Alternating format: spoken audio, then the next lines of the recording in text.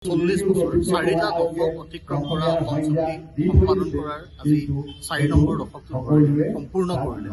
আৰু 6 বছৰীয়া অস্তিত্ব ৰক্ষাৰ সংগ্ৰামৰ পৰৱৰ্তী পৰ্যায়ত অসমৰ মানুহে সেই সময়ত ভাবিছিল যে এখন চুক্তিৰ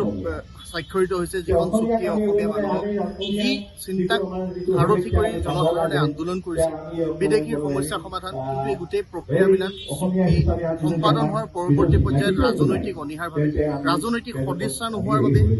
আমি অসমৰ জনসাধাৰণে আজিও বিদেশীৰ সমস্যাৰে সৈতে সহাৱস্থান কৰিব লগা হৈছে। আমাৰ বৰ ঘৰত আহি বিদেশীয়ে সহাৱস্থান কৰিছে, অসমৰ সত্ৰৰ ভূমি বেদখল হৈছে, আমাৰ বনাঞ্চলৰ ভূমি বেদখল হৈছে, খেতি মাটি সকলোবিলাক মাটি বাৰীত বিদেশীৰ আগ্ৰাসন ঘটিছে, আমাৰ ভাষা কৃষ্টি সংস্কৃতিৰ প্ৰতি ইতিমধ্যে ভাবুকি আহিছে আৰু শেহতীয়াকৈ ভাৰতবৰ্ষৰ সকলো ৰাজ্যৰ পৰা বিদেশী বহিষ্কাৰ কৰিবৰ কাৰণে কেন্দ্ৰৰ গৃহ মন্ত্ৰালয়ে ইতিমধ্যে নটিচ দিছে, যিখিনি সময়ত অসমৰ জনসাধাৰণে অসম আন্দোলনৰ সময়খিনিত কৈছিল যে save Assam today save India টুমৰো, সেই কথাটো যে আখৰে আখৰে সত্য প্ৰতীয়মান হৈছে, এই কথাটো পুনৰ প্ৰতিষ্ঠা হৈছে। অসম আন্দোলন অসমীয়া মানুহৰ স্বাভিমানী অসমীয়া মানুহৰ আত্মপ্ৰতিষ্ঠাৰ এখন সংগ্ৰাম আছিল। এই সংগ্ৰামৰ পৰৱৰ্তী পৰ্যায়ত অসম চুক্তিৰ জৰিয়তে অসমীয়া মানুহক ন্যায় প্ৰদান কৰা হ'ব বুলি মানুহে আশা কৰিছিল, কিন্তু সেই আশা আজিও আশা হৈ ৰ'ল। অতি শেহতীয়াকৈ অসম চুক্তিৰ 6 নং দফাৰ আধাৰত খিলঞ্জীয়া মানুহক সাংবিধানিক ৰক্ষা কৱচ প্ৰদানৰ বাবে গঠন কৰি দিয়া চৰকাৰে ন্যায়াধীশ বিপ্লৱ কুমাৰ শৰ্মা আয়োগৰ প্ৰতিবেদন আজি পৰ্যন্ত সম্পূৰ্ণ ৰূপত কাৰ্যকৰীকৰণ হোৱা নাই। ৰাজ্য চৰকাৰৰ আওতাত পৰা বিষয়বিলাকক লৈ তেওঁলোকে কিছু আগ্ৰগতি লাভ কৰিবৰ কাৰণে প্ৰচেষ্টা অব্যাহত ৰাখিছে,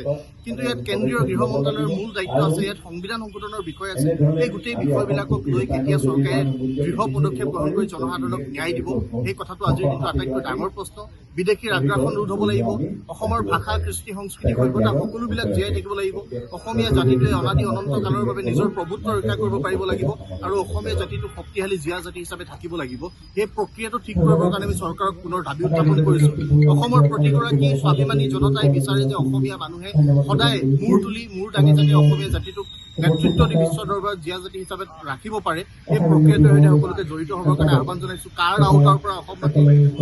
বাহিৰত ৰাখিবৰ কাৰণে দাবী জনাইছোঁ। শুদ্ধ NRCৰ উন্নীতকৰণৰ দাবী আমি উত্থাপন কৰিছোঁ আৰু অসম চুক্তি আখৰে আখৰে ৰূপায়ণ কৰিবৰ কাৰণে সময় নিৰ্দিষ্ট কৰ্মপন্থা নিৰূপণ কৰিবৰ কাৰণে আমি দাবী জনাইছোঁ আৰু 6 নং দফাৰ জৰিয়তে যি সাংবিধানিক ৰক্ষা কৱচ প্ৰদানৰ বিষয়ে গোটেই বিষয়টো অতি শীঘ্ৰে কাৰ্যকৰী কৰি আমাৰ যিহেতু প্ৰতিবেদন তেওঁলোকক ইতিমধ্যে দাখিল কৰা হৈছে, সেই প্ৰতিবেদন শীঘ্ৰে কাৰ্যকৰী কৰিবৰ কাৰণে আমি দাবী উত্থাপন কৰিছোঁ আৰু চৰকাৰক আমি এই গোটেই বিষয়সমূহক লৈ ৰাজনীতি নকৰিবৰ কাৰণে সকীয়াই দিছোঁ, যাতে গোটেই প্ৰক্ৰিয়াটো সৰলীকৃত পৰ্যায়ত আগবাঢ়ি যায়, অসমৰ জনসাধাৰণে বিচৰাৰ ধৰণে চৰকাৰখনে কাম কাজ কৰি আগবাঢ়ি যাওক। যিকোনো খবৰৰ বাবে যোগাযোগ কৰক 7099017330 লগতে 7099017110 নম্বৰত।